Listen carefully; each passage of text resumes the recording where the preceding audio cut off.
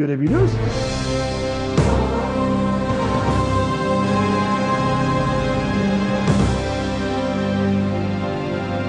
في الأساس كانت الإمبراطورية العثمانية حتى بداية عهد السلطان سليم الأول تنتهج سياسة التوسع نحو أوروبا،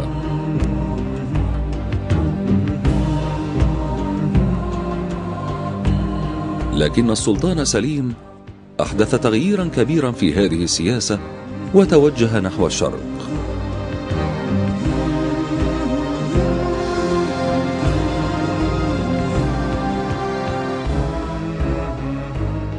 في بدايات القرن السادس عشر كانت في المنطقة المسماة حاليا بالشرق الأوسط 3 قوى مسلمة كبرى: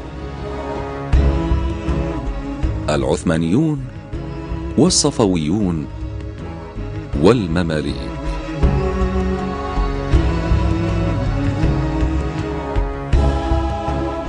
وقد ظهر الصراع حول السيادة في الربع الأول من القرن السادس عشر بين هذه القوى المسلمة، وكانت الغلبة في هذا الصراع للعثمانيين بقيادة السلطان سليم الأول الذي لقب بياووز، أي القاطع أو الباتر.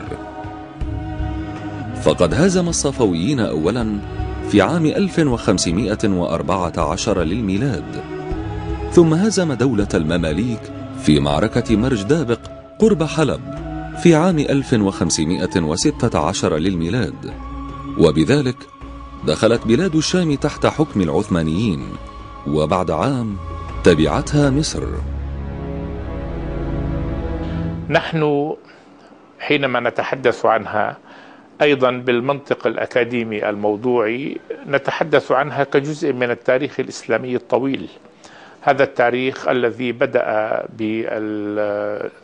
بفترة العصر النبوي ثم الراشدي فالأموي فالعباسي فالدول الأخرى التي هي فترة الدول المتتابعة وصولا إلى العصر العثماني.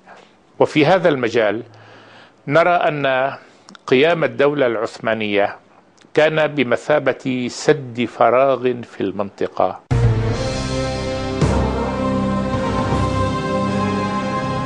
مع فتح السلطان سليم الأول لمصر انضوى العالم العربي بأجمعه تقريبا عدا المغرب وعمان تحت لواء الدولة العثمانية.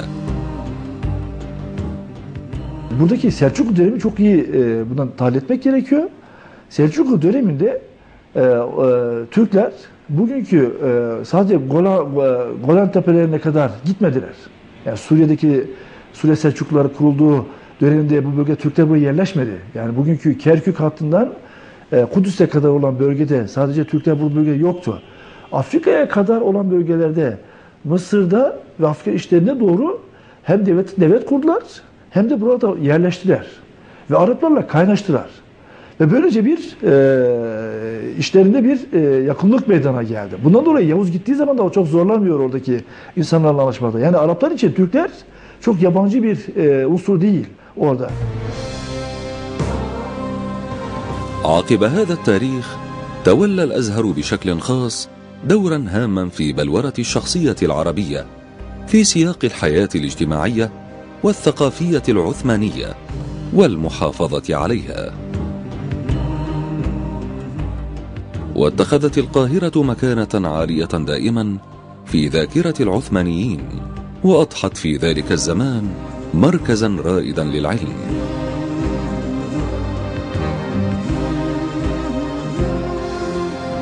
وفي هذا السياق احتل عدد كبير من العلماء والقضاة والمفتين المتخرجين من جامع الأزهر بالقاهرة بداية، ومن المدارس الدينية بدمشق وطرابلس الغرب وحلب لاحقا، مواقع هامة في جميع أنحاء الإمبراطورية، ووجهوا المجال القضائي بها.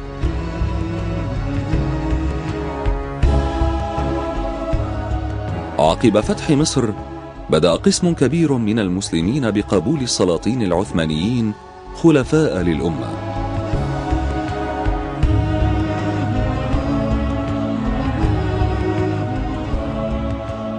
وكانت مؤسسة الخلافة الموجودة بيد العباسيين قد أخذت تضعف وتفقد فاعليتها ابتداء من القرن العاشر.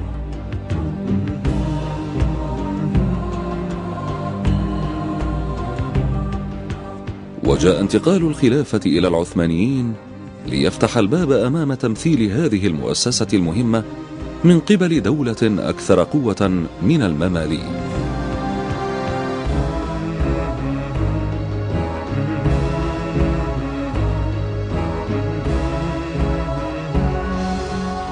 بقي السلطان سليم نحو 4 أشهر في مصر عقب الفتح،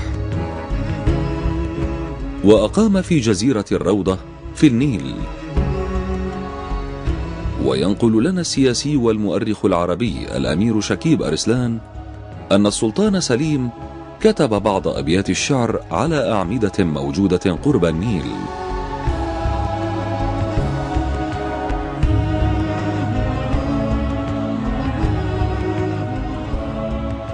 وفي تلك الأيام أيضا أرسل شريف مكة أبو البركات نجله إلى السلطان سليم، وسلمه مفاتيح الحرمين الشريفين والمقدسات الإسلامية في الحجاز. وبهذا انضوت الحجاز أيضا تحت لواء الدولة العثمانية.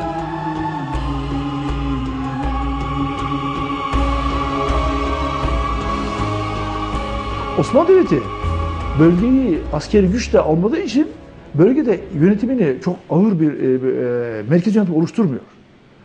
Eski olan Arapların yönetim anlayışını, Afrika'da dahil olmak üzere, hatta Arabistan'da dahil olmak üzere, o eski yönetimi devam etmelerini sağlıyor ve bölgede bir işgalci güç gibi değil, tersine işbirliği yapan, onlarla arkadaş pozisyonda olan bir güç olarak geliyor ve Osmanlı Devleti bundan dolayı Arap dünyasında işgalci bir güç değil, tersine bir dost güç, onlara yardım eden bir devlet ve kendi devletlerine dönüşen bir anlayış içerisinde sergileniyor.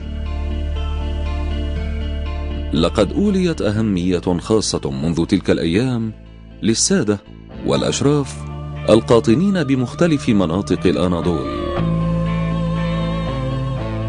وتم تأسيس منصب نقيب الأشراف للاهتمام بأمور المنتسبين إلى الدوحة النبوية الشريفة، وأخذت صفة مؤسساتية.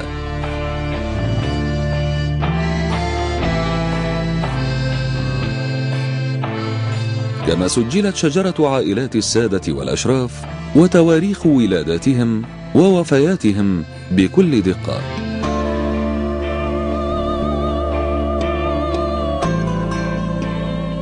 كان نقيب الأشراف يحتل مركزا هاما في بروتوكول الدولة العثمانية، إذ كان من بين الذين يقلدون السيف للسلاطين خلال مراسم تقلد السيف التي كانت من إشارات وتقاليد جلوس السلطان الجديد على العرش.